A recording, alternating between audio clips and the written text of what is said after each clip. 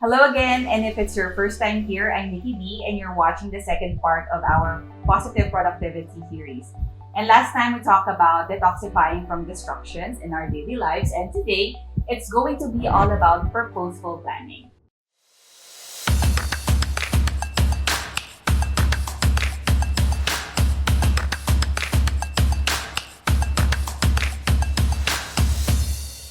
I'm a real fan of planning, whether it be about travels or gatherings. But if you aren't like me, that's okay. And that's why we're sharing with you 7 great planning tips that are not only relevant to VAs out there, but for everyone as well. So before we get started, don't forget to hit like, subscribe, and share the video too if you find it helpful. So let's get started. The first tip is that prioritizing is key. So this may sound like your typical planning advice, but let me tell you something you don't know yet. So when you go through your day without the right priorities, planning will only mess you up than help you.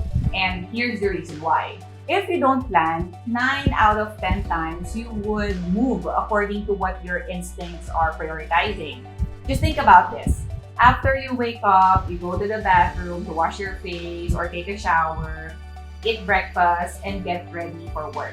And I'm sure you've heard stories from your friends who've been driving for a long time now, and pinikwento nila na minsan magugulat na lang sila na nagka-drive na pala sila. It's because you do those important things almost on autopilot dahil nakasanayan na. So you see, prioritizing is almost innate in us. So why not use it to take our planning to the next level? Because if you just write down plans and you don't prioritize, chances are you will end up exhausting yourself trying to finish as much tasks as you can.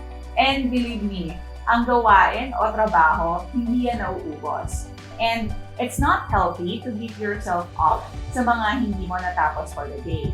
But it will certainly help if you know how to prioritize and finish the more important things on your list. So that said, identify the big frogs on your task and do them first. The second tip is that planners are life-changing. So if you haven't gotten yourself one, then I suggest you do, because planners are actually made and designed to get things done and get you going. And one of the reasons why people with planners are better in time management is because they are able to organize their schedule and plan on a daily, weekly, and monthly basis. And by reviewing your planner entries regularly, you'll always be reminded of your upcoming events and monthly deadlines for work or personal matters like your mom's birthday or an important doctor's checkup. Nowadays, planners also have meal, habit tracker, water intake, and even cash flow sheets as well for budgeting. As a pro tip, keep your planner in front of you and choose one that's not too bulky so you can take anywhere with you. A lot of people make the mistake of getting a planner and leaving it out of their sight. So a planner can only remind you of what's coming if you actually open and read it. So it's not like nag-a-alarm yan. So make sure you keep it close and updated. The third tip is choosing between long list versus short list. So people think that the longer their to-do lists are, the better. However, it's not always the case. Here's the thing. Everyone has different tasks, but everyone has to have a regular number of tasks in a day. You have to know your sweet spot. Ilang tasks ba talaga ang feasible for you in a day? If it's as many as 15 to 20 in a day, go for it. If it's as short as 6 or 7 big tasks, stick with that. The key is identifying what those tasks are and how much time you need to allocate for it. For example, maybe you have 8 quick tasks that can be finished in 4 hours. Then that means na kaya mo pang mag 5 to 8 small tasks within your working hours. But what if one task will need about 2 hours for working? Then that means you can expect to finish 4 tasks for that day. So whether your list is long or short is irrelevant. So just make sure you define how many hours you need to do it so you can create a to-do list that fits your work, lifestyle, and time. The fourth tip is to create invisible deadlines.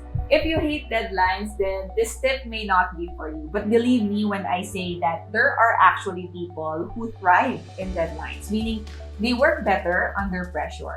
Some people call this adrenaline rush. Some people call it cramming naman. But the truth is, there are people who are more productive because of pressure as compared to an environment that is too relaxed. The thing about some BA workload is that it's so flexible that sometimes it's hard to feel the deadlines are coming. So I suggest you create your own invisible deadline, which means if your client does not have a particular deadline or if masyado pang malayo, you can set an earlier deadline for yourself. Work as if the deadline is the real one and you'll see how rewarding it feels like to complete tasks way ahead than expected. It is also going to impress clients and give you more time for yourself. Our fifth tip is to plan a day ahead. What is the point in planning if you're writing down plans for an event that's about to happen in 2 hours? That's not planning, that's just a disaster. So when planning your day or week, try to plan at least 1 day ahead. It's a good idea to do planning sa gabi just before you go to sleep. So a lot of us plan in the morning when we're about to start the day. While this may serve some of us well, it's actually taking off precious morning minutes of your day already. And if katulad mo ko na you plan much longer, then you'll already lose half an hour or more of your day before you've even started being productive. Tip number 6 is to plan for everything. So planning comes with the misconception that it should only be about work or the more serious things like paying the bills, getting the dental check-up, and more. They say that people who plan too much are missing out on life because life happens as you plan it. But that's only because you're probably not planning the good stuff as well. If may planner ka, take a look and see if may nakalagay ba dyan na dates ng birthday ng family, salon appointments, lunch out with friends, and occasional visits kila lolo and lola. And if you don't see much of your personal matters sprawling on your planner, then it's time to start planning for your vacations, date nights, gatherings, and even self-care activities. I read once that if you don't plan your rest days, your body will do it for you. So that's scary, di ba? So plan your recreational activities as much as you plan for your work to keep things in check. Tip number 7 is to reflect and tweak. So our lives and activities evolve. So there is no point in sticking to one planning routine for the rest of your life. So if you feel that life needs you to do more, then you can level up your schedule and task prioritization. And if you see naman na may months na pwede kang mag-slow down, then you can loosen up and lessen your to-do list. And this is why it's important to pause and reflect. Kasi if you don't make it a habit to ease down once in a while, it will be hard for you to detect the need for some tweaks. Don't make the mistake of burning yourself out in a routine na pwede mo namang baguhin according to your current circumstances. Remember, planning is only effective if we do it with a sound mind. And by planning, we also give back, the favor to ourselves because people who plan are more relaxed because, we become more in control. Without planning, productivity can look like a difficult place to go to. So that's it for the second part of our positive productivity series, Purposeful Planning.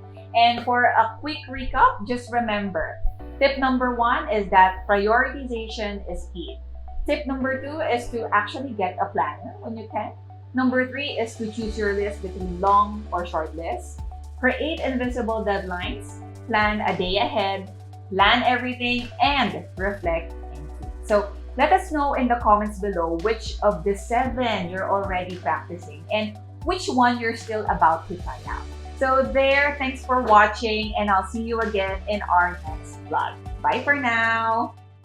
Hello, everyone. Thank you so much for tuning in. And if you appreciate this kinds of content about becoming an Amazon virtual assistant and more, then be sure to subscribe and hit the notification bell to get more updates whenever we upload new videos. Again, this is your VA expert, Nikki B. And with Amazon Nation, we open possibilities.